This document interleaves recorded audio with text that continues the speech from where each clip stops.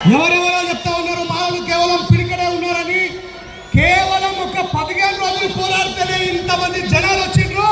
మీరు 30 సంవత్సరాలు పోరాడితే ఈ భారతదేశంలో ఉన్న మానవులందరినీ కదిలించే శక్తి మాకుంది.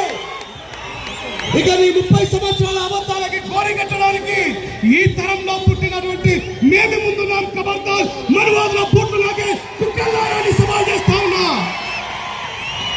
ఎవరమ్మనము